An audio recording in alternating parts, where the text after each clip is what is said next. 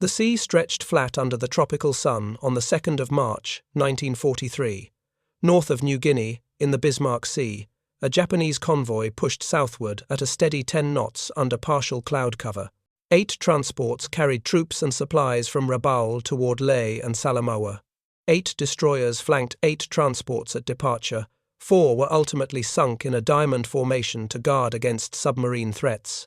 Allied reconnaissance aircraft from the 5th Air Force spotted the group at midday. The pilots radioed positions back to base without engaging. Shadowing began as the sun dipped low on the horizon. Royal Australian Air Force Catalina flying boats took over the task through the night. Their crews maintained visual contact at a distance of 5 miles under moonlight conditions. Radar sets aboard the Catalinas tracked the convoy's course adjustments. The Japanese ships altered headings twice to evade detection. Allied commanders plotted the route on maps in Port Moresby. Lieutenant General George Churchill Kenny directed the response from his headquarters. He coordinated United States Army Air Forces and Royal Australian Air Force units for the strike. The core metric here centered on the convoy's vulnerability at sea level. Initial attacks came from high altitude on the 2nd of March. Boeing B-17 Flying Fortresses from the 43rd Bombardment Group approached at 20,000 feet. They released bombs in patterns designed for area coverage. 3 transports sustained hits that slowed their progress. Fires broke out on decks amid exploding ammunition stores. Destroyers circled to assist the damaged vessels. The convoy reformed but reduced speed to 8 knots due to hull breaches. Night fell, and the Catalinas circled unseen. Their engines droned at low throttle to minimize noise. Japanese lookouts scanned the darkness for silhouettes. No intercepts occurred during the overnight phase. The Allied plan emphasized persistence in tracking. Kenny's staff calculated fuel loads for follow-on missions. Each Catalina carried enough for 12 hours aloft at cruising speed. Dawn on the 3rd of March revealed the convoy still intact. Low clouds provided intermittent cover for the ships. Allied fighters from the 49th Fighter Group patrolled overhead to clear enemy aircraft. Japanese Zero fighters attempted intercepts but arrived in small numbers. The turning point approached as low-level attackers prepared. Beaufighters from Royal Australian Air Force No. 30 Squadron armed with cannons for strafing runs.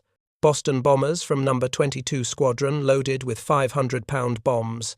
The United States 3rd Attack Group modified their Douglas A-20 Havocs for low runs. Paul Gunn's innovations included forward-firing guns to suppress defenses. The constraint was anti-aircraft fire from the ships at close range. Pilots trained to approach at 200 feet above the waves. This altitude allowed skip bombing with delayed fuses.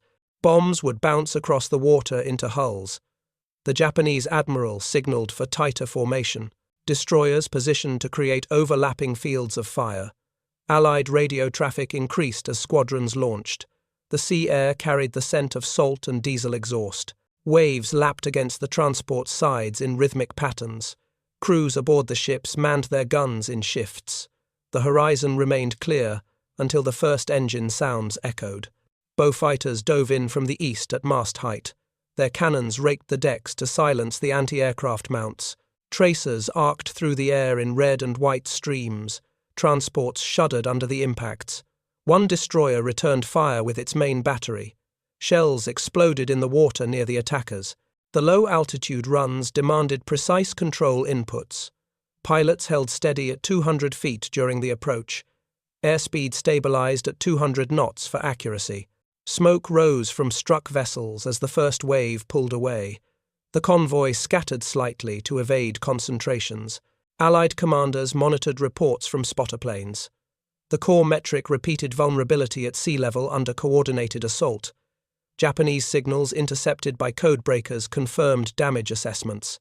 The battle unfolded in phases over the 3 days. Initial high-level bombs disrupted the order. Low-level strikes aimed to finish the work. The sea turned choppy as winds picked up. Foam crested the waves below the aircraft. Pilots adjusted for crosswinds on their runs.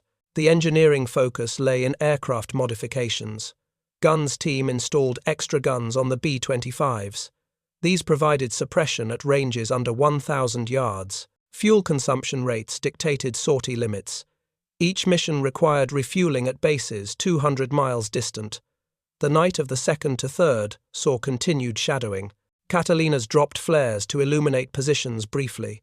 Japanese crews extinguished lights to blend with the darkness. The Allied advantage stemmed from intelligence superiority. Code-breaking fixed the convoy's timing and route precisely. Kenny's orders emphasized tactical innovation. Skip bombing evolved from theater experiments. Crews practiced over reefs to perfect the technique. The bombs skipped like stones across calm water. Impacts occurred at waterline levels for maximum hull penetration. The 3rd of March brought the main assault.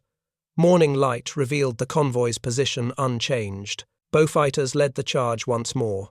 Their strafing passes pinned gunners below decks. B-25s followed with bomb releases at 200 feet. Explosions ripped through transports one by one. Water columns rose high from near misses. Direct hits ignited fuel stores in bright flashes. Destroyers maneuvered to shield the larger ships. Their guns barked in rapid sequences. Allied losses mounted from accurate fire. One Beaufighter spiraled into the sea trailing smoke. The pilots pressed on regardless. The narrative shifted to tactical dominance. By afternoon, the convoy broke apart under pressure. Ships steered erratic courses to avoid formations. The sea littered with debris and survivors. Oil slicks spread across the surface. The core metric held 200 feet altitude for effective runs. This height minimized exposure while maximizing hit probability. The battle's rhythm built through repeated waves. Each attack wave coordinated via radio timing. The Japanese response weakened as ships sank. 4 destroyers attempted rescues amid the chaos. Allied aircraft circled to strike opportunistically. The hook drew tight on the convoy's fate. Shadowing ensured no escape routes. The Bismarck Sea became a graveyard for the vessels. Technical precision defined the engagement. Aircraft returned to base with empty racks. Maintenance crews prepared for the next day's sorties. The story unfolded without pause. The Bismarck Sea clash was no isolated skirmish, but a pivot in a larger campaign. Japan aimed to reinforce its garrisons at Lae and Salamaua, critical strongholds in New Guinea's rugged northeast. From Rabaul, 8 transports loaded with troops and materiel steamed southward, escorted by 4 destroyers mounting heavy anti-aircraft guns. The Allied objective was clear: sever this sea line to isolate Japanese ground forces. Success would choke supply chains, weakening defences across the Huon Peninsula. Failure would embolden Japan's push toward Port Moresby, threatening Australia's northern flank. Allied intelligence, honed by code-breaking teams, gave commanders an edge. Decrypted Japanese signals revealed the convoy's departure on the 1st of March, 1943. Reconnaissance flights confirmed the route through the Bismarck Sea.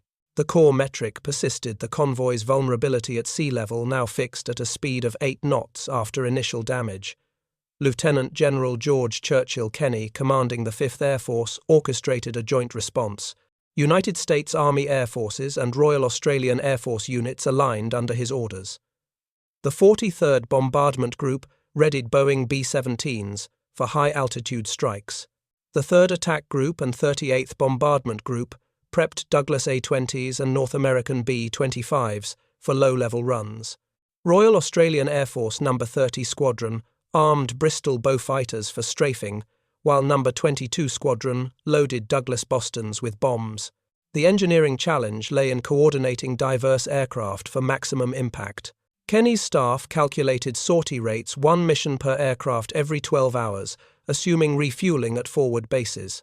Fuel range dictated operational tempo, with B-25s covering 500 miles round trip from Port Moresby.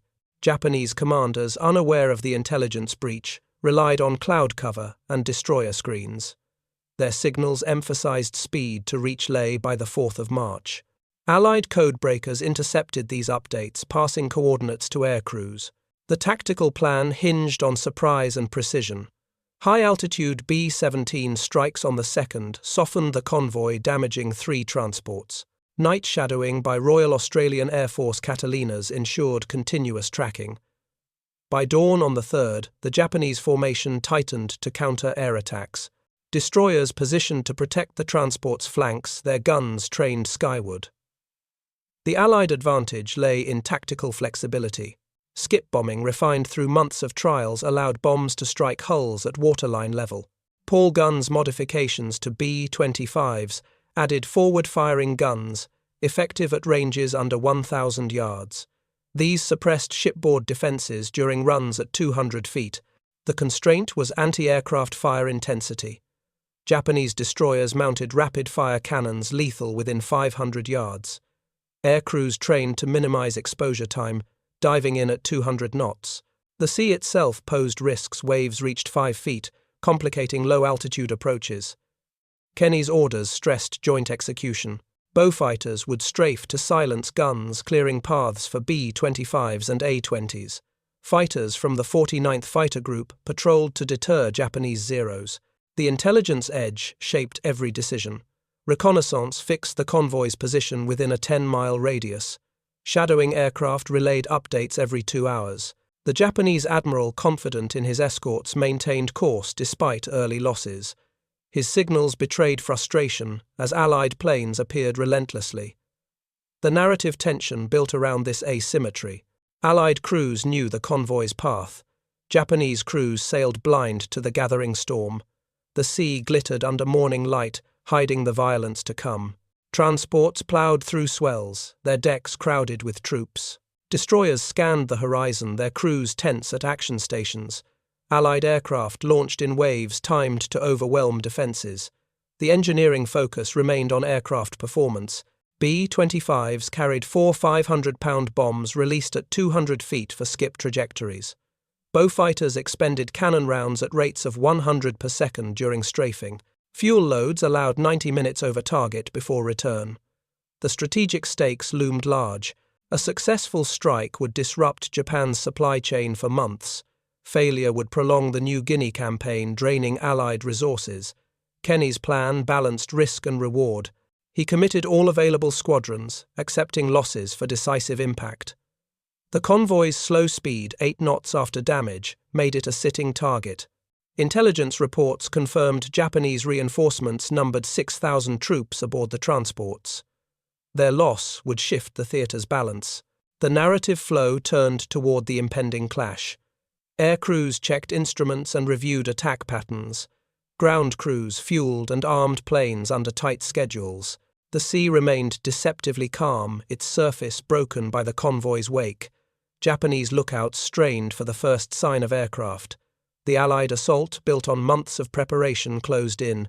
The core metric echoed 200 feet altitude for lethal precision. The battle's outcome hung on execution under pressure. The story pressed forward with the dawn of the 3rd. The dawn of March 3rd, 1943, broke over the Bismarck Sea with a low haze. Allied air crews briefed overnight climbed into cockpits at Port Moresby and forward bases. The tactical edge rested on skip bombing, a technique honed in the Pacific theater through relentless experimentation. 5th Air Force crews had practiced over coral reefs, perfecting bomb releases at 200 feet altitude. Paul Gunn, a technical innovator, drove modifications to North American B-25s, installing 8 forward-firing 50-caliber machine guns. These delivered 1,000 rounds per minute to suppress shipboard defences. The bombs, fitted with 5-second delay fuses, skipped across water like flat stones, striking hulls at waterline level. This approach maximised penetration, exploiting the convoy's vulnerability at sea level. Bristol Beaufighters from Royal Australian Air Force, No. 30 Squadron, carried 4 20mm cannons effective at ranges under 500 yards. Their role was to strafe anti-aircraft guns, clearing paths for bombers. Douglas A-20s and B-25s from the 3rd Attack Group and 38th Bombardment Group followed, each carrying 4 500-pound bombs. The attack profile demanded precision. Pilots held 200 feet altitude at 200 knots airspeed. The constraint was timing attacks synchronized within a 10-minute window. The Japanese convoy, now at 7 knots, due to prior damage, tightened its formation. Destroyers flanked the 8 transports, their guns sweeping the sky. Allied intelligence drawn from decrypted signals confirmed the convoy's position within a 5-mile radius. Reconnaissance flights updated coordinates every 3 hours. The tactical shift began months earlier, when skip bombing emerged from trial runs. Guns team modified aircraft noses for better gun placement, increasing accuracy at low altitude. Beaufighters practiced diving runs at 250 feet to simulate mast height attacks. The engineering focus lay in balancing payload and fuel. B-25s carried enough fuel for 500 miles round trip, limiting loiter time to 90 minutes. Bombs required precise release angles to skip effectively, calculated at 15 degrees below the horizon. The sea's surface with waves at 4 feet affected bomb trajectories. Pilots adjusted for wind drift, maintaining steady hands on controls. The first wave launched at sunrise, Beaufighters leading to rake the convoy's decks. Tracers lit the air, sparking against steel hulls. Japanese gunners returned fire, their 25mm cannons erupting in bursts. One transport's bridge caught fire, hampering command. B-25s followed, releasing bombs that skipped across swells into hull sides. Explosions sent water columns skyward, some reaching 100 feet. The core metric held firm 200 feet altitude for optimal bomb delivery. The tactical evolution paid dividends. Japanese anti-aircraft fire, though intense, struggled against low-flying attackers. Destroyers maneuvered to shield transports, but their arcs of fire overlapped poorly. Allied pilots exploited gaps, diving through smoke trails. The engineering constraint was engine strain at low altitude. B-25s required overhaul after 50 hours at full throttle. Crews monitored oil pressure gauges during runs wary of overtaxing systems. Beaufighters built for agility weaved through flak bursts. The convoy's cohesion faltered as a second transport listed heavily. Japanese signals intercepted by Allied codebreakers reported 2 ships immobilized. The narrative rhythm surged with the morning's violence. Air crews communicated via clipped radio calls coordinating wave timing. Ground crews at bases 200 miles distant prepared for returning aircraft. Fuel trucks stood ready. Armourers reloaded bomb racks. The sea churned with debris, wooden crates, oil slicks, life rafts. Japanese troops crowded transport decks, some firing rifles skyward. The Allied plan leveraged technical precision over brute force. Skip bombing minimized bomb waste with each release targeting specific hull sections. Beaufighter cannons expended ammunition at a rate of 600 rounds per pass. The tactical shift overwhelmed the convoy's defenses. Destroyers, designed for submarine threats, lacked the gun elevation for low-altitude targets. Allied fighters from the 49th Fighter Group patrolled above, deterring Japanese Zeros. The battle's flow hinged on this engineered advantage. Pilots maintained disciplined formations despite flak bursts. The sea reflected orange flashes from burning ships. The narrative centered on collective execution, not individual feats. No single pilot claimed dominance. The squadron effort drove results. By midday, 3 transports sank, their hulls breached below waterlines. The convoy scattered further, reducing defensive cohesion. Allied commanders adjusted attack plans based on spotter reports. The technical foundation, skip bombing, and mast height strafing set the stage for escalation. The story tightened around the convoy's unraveling. Air crews prepared for afternoon sorties, knowing the Japanese could not regroup. The sea swallowed wreckage as the battle pressed on. The cockpit of a North American B-25 vibrated with engine hum on March 3, 1943. John P. Hennebury, leading a flight from the 3rd Attack Group, gripped the controls, eyes fixed on the horizon. The Bismarck Sea shimmered below its surface, broken by the wakes of 8 Japanese transports and 4 destroyers. Hennebury's squadron, joined by the 38th Bombardment Group, prepared for low-level runs at 200 feet altitude. Royal Australian Air Force No. 30 Squadron Beaufighter crews readied cannons for strafing passes. Their mission pinned down anti-aircraft fire to protect the bombers. The air smelled of fuel and salt, the sky streaked with thin clouds. Pilots checked instruments, noting airspeed steady at 200 knots. The core metric anchored their approach. 200 feet altitude maximized bomb skip accuracy. Hennebury's B-25 carried 4 500-pound bombs with delayed fuses designed to strike hulls after bouncing across waves. Beaufighter crews loaded 2,000 cannon rounds per aircraft, enough for 4 strafing runs. The sea's 5-foot swells complicated aiming, forcing pilots to adjust for pitch and roll. Radio calls crackled with clipped instructions, synchronizing the attack within a 10-minute window. Beaufighters dove first, skimming masts to rake decks with 20mm fire. Sparks flew as rounds struck gun mounts, forcing Japanese crews below. One destroyer's forward turret exploded, spewing black smoke. Hennebrie's flight followed, descending to 200 feet, engines roaring at full throttle. Bombs released in pairs, skipping across the water toward a listing transport. Explosions tore through steel, sending debris skyward. The narrative centered on multi-crew effort, not solo heroics. No single pilot dominated. Success hinged on coordinated timing. A Beaufighter pilot banked hard to avoid flak, his wingtip grazing waves. Japanese gunners recovering from strafing fired 25mm cannons in erratic bursts. Tracers arced past cockpits, narrowly missing. One B-25 took hits to its wing, leaking fuel but holding course. The constraint was exposure time, 10 seconds per run, at 200 feet. Crews trained for split-second decisions, balancing speed and accuracy. Hennebrie signaled his flight to climb after release, avoiding destroyer fire. The sea below churned with oil and wreckage, lifeboats drifting amid floating crates. Japanese troops on transport decks fired small arms, their bullets ineffective at range. Beaufighter crews reported gun barrels overheating after 3 passes. The engineering focus lay in aircraft durability. B-25s absorbed light flak with reinforced fuselages, but heavy hits risked engine failure. Maintenance crews faced overhauls after 50 hours at low-altitude stress. The human element showed in disciplined execution. Pilots maintained formation despite smoke and spray obscuring views. Navigators relayed coordinates from spotter planes, ensuring targets stayed fixed.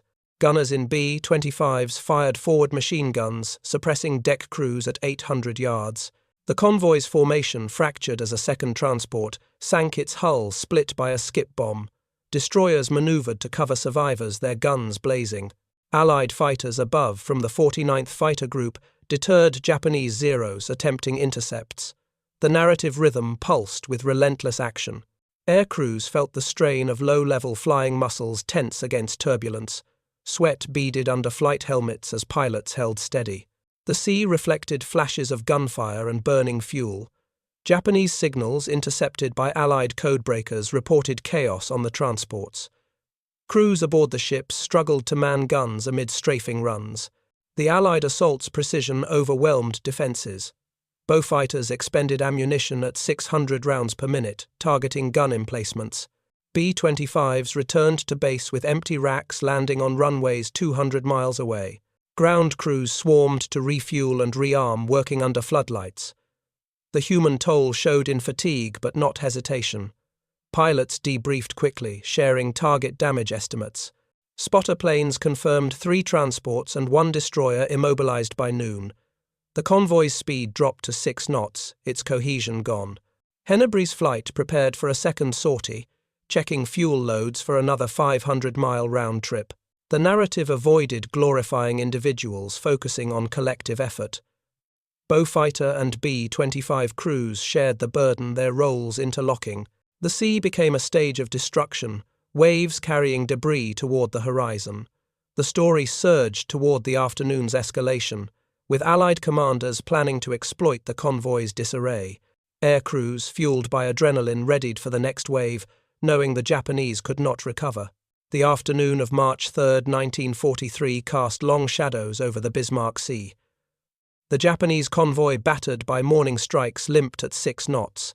8 transports and 4 destroyers, now scattered across a 10-mile spread, struggled to maintain formation. Allied air crews, launching from bases 200 miles distant, prepared for the decisive assault. Bristol Beaufighters from Royal Australian Air Force No. 30 Squadron led with strafing runs, their cannons firing at 600 rounds per minute. North American B-25s and Douglas A-20s from the 3rd Attack Group and 38th Bombardment Group followed bombs loaded for skip trajectories at 200 feet altitude. The core metric persisted. 200 feet altitude ensured precise bomb delivery. Initial Boeing B-17 strikes on the 2nd had damaged 3 transports, slowing the convoy. Overnight shadowing by Royal Australian Air Force Catalinas kept the targets fixed, their radar sweeping a 5-mile radius. By midday on the 3rd, low-level assaults shattered the convoy's cohesion. Beaufighters dove through flak, silencing gun crews with 20mm bursts.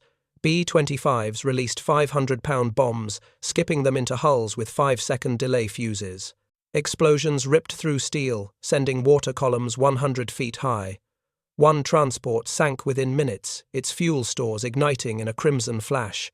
The constraint was sortie-frequency aircraft required refueling after 90 minutes over target. Ground crews worked in shifts, servicing planes under tight schedules. The sea churned with wreckage, splintered wood oil slicks, and abandoned life rafts. Japanese destroyers attempting rescues fired 25mm cannons at approaching aircraft. Allied pilots held steady, weaving through tracer arcs. The narrative rhythm surged with relentless strikes. By afternoon, 2 more transports listed heavily, their decks awash. A destroyer struck by a skip bomb lost steering and drifted aimlessly. Allied fighters from the 49th Fighter Group patrolled overhead, engaging Japanese Zeros in brief dogfights. Spotter planes relayed damage reports via radio, confirming 5 transports sunk by 1600 hours. The engineering focus remained on aircraft performance. B-25s endured flak with reinforced fuselages, but risked engine strain at low altitude. Beaufighters, agile but ammunition-limited, returned to base after 4 strafing passes. The sea's 6-foot swells complicated bomb skips, forcing pilots to adjust for wind drift. Japanese signals intercepted by Allied codebreakers revealed panic. 3 ships reported uncontrollable fires. The convoy's speed dropped to 5 knots as survivors clustered. On March 4, follow-up strikes targeted stragglers. B-25s and A-20s launched at dawn, exploiting the convoy's disarray. Beaufighters strafed, remaining destroyers, disabling their main guns. By midday, the final 3 transports sank, their hulls breached below waterlines. 1 destroyer attempting to flee took a direct hit and capsized. The battle's toll was stark. 8 transports and 4 destroyers sunk over 3 days. The constraint was aircraft maintenance engines overhauled after 50 hours at full power. The narrative avoided exaggeration, grounding itself in documented outcomes. Allied losses included 1 Beaufighter and 2 B-25s, downed by flak or mechanical failure. Pilots reported intense anti-aircraft fire, but pressed runs at 200 feet. The sea became a graveyard, littered with debris across 20 miles. Japanese troops stranded on rafts faced dwindling supplies. Allied commanders monitored the carnage via spotter reports, adjusting wave timing for maximum impact. The technical edge, skip bombing, and mast height strafing proved decisive. Bombs struck with 80% accuracy at waterline level per post-battle assessments. Beaufighters expended 2,000 rounds per aircraft, neutralizing gun crews. The convoy's destruction unfolded through coordinated waves, not a single act. Aircrews returned to base, exhausted, their planes scarred by shrapnel. Ground crews fueled and armed aircraft for potential follow-ups, though few targets remained. The Bismarck Sea glittered under the setting sun, its surface marred by oil and wreckage. The narrative centered on tactical execution, not heroics. The battle's rhythm slowed as the convoy vanished beneath the waves. Allied intelligence confirmed the outcome. 12 ships sunk. Japan's reinforcement plan shattered. The story pivoted toward the decisive shift, where technical precision overwhelmed a faltering enemy. The Bismarck Sea's surface shimmered with oil slicks on March 4, 1943. The Japanese convoy, reduced to scattered wrecks, offered no resistance. Allied aircrews launching final sorties from bases 200 miles away faced only sporadic anti-aircraft fire. The decisive shift came not from a single pilot's daring, but from coordinated tactics honed over months, skip bombing executed at 200 feet altitude and mast height strafing by Bristol Beaufighters dismantled the convoy's defenses. North American B-25s and Douglas A-20s delivered 500-pound bombs with 5-second delay fuses, striking hulls with precision. Royal Australian Air Force No. 30 Squadron's Beaufighters fired 20mm cannons at 600 rounds per minute, silencing gun crews. The core metric endured 200 feet altitude-optimized bomb skips and minimized exposure. The myth of a lone pilot's forbidden 200-foot run sinking 12 ships in 3 days unraveled against documented accounts. Official histories, including 5th Air Force, reports credited integrated strikes by multiple squadrons over 3 days. Boeing B-17s softened the convoy on March 2nd, damaging 3 transports at 20,000 feet. Overnight shadowing by Catalinas fixed positions within a 5-mile radius. Massed low-level assaults on March 3rd broke the convoy apart, with 8 transports and 4 destroyers sunk by the 4th. The turning point from the Japanese perspective was grim. Enemy commanders watched helplessly as Allied aircraft struck with relentless coordination, their radar evading all attempts at concealment. The constraint was aircraft endurance 90 minutes over target before refueling. Engineering underpinned the triumph. Paul guns modifications to B-25s, adding 8 forward-firing 50-caliber guns, allowed suppression at 800 yards. Beaufighters designed for agility weaved through flak, though ammunition limits forced return after 4 passes.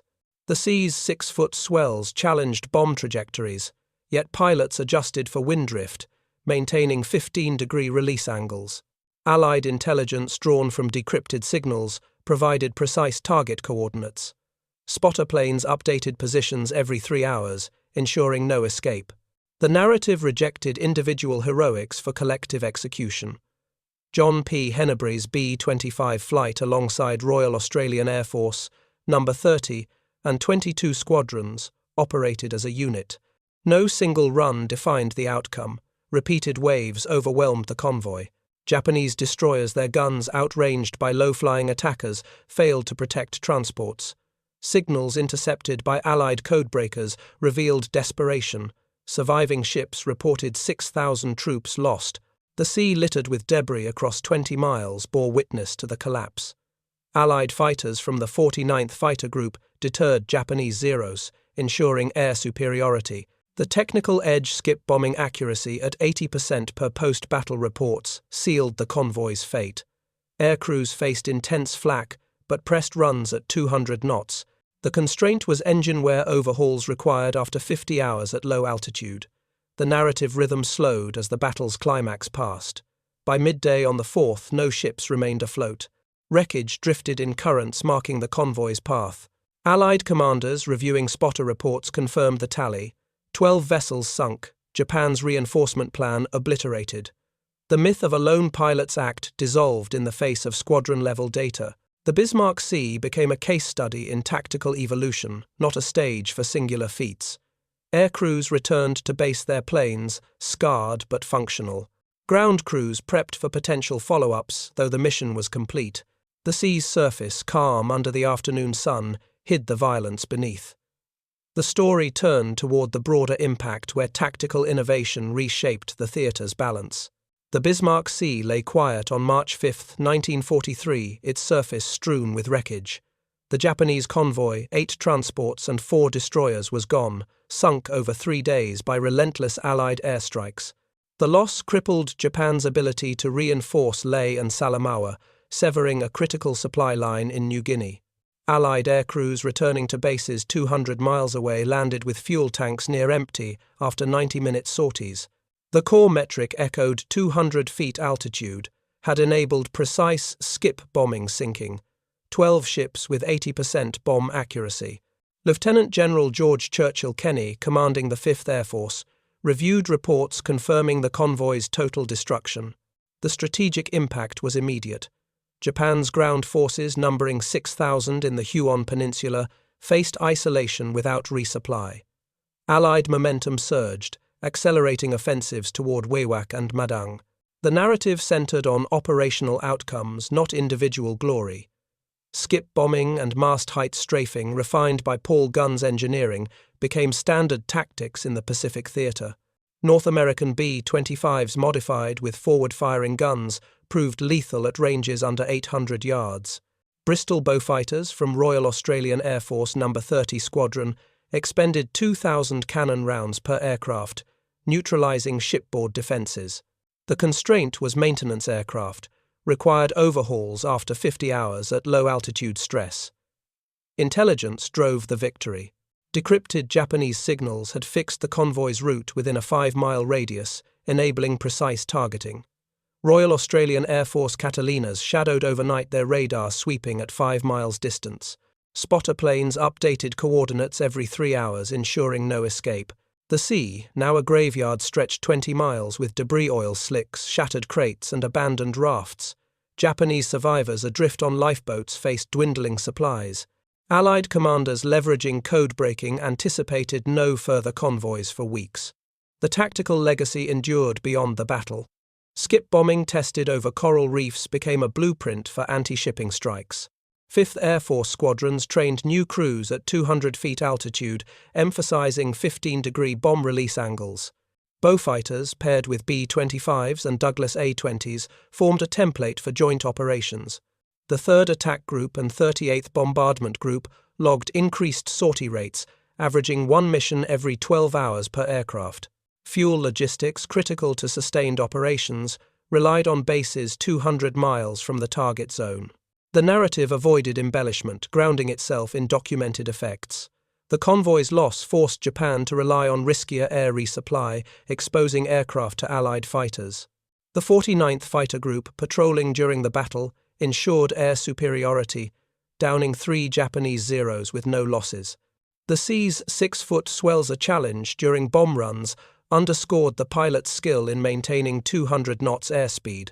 Post-battle assessments credited coordinated waves, not a single act, for the outcome. The Bismarck Sea action stood as a case study in intelligence-led targeting and tactical innovation. Allied losses, 1 Beaufighter and 2 B-25s, paled against the strategic gain. Ground crews working under floodlights restored aircraft to service within hours. The engineering focus on durability paid off. Reinforced fuselages, absorbed flak, though engines strained at low altitude. The theatre's balance shifted decisively. Japan's naval presence in New Guinea weakened, unable to sustain large-scale troop movements. Allied planners, emboldened, prioritized air interdiction over sea routes. The battle's rhythm faded into a new operational tempo. Aircrews debriefed, sharing lessons on skip bombing angles and strafing patterns. The sea, calm under the tropical sun, bore scars of the violence oil stains spreading in the current. The story closed on a transformed campaign, where technical precision and joint execution redefined the fight.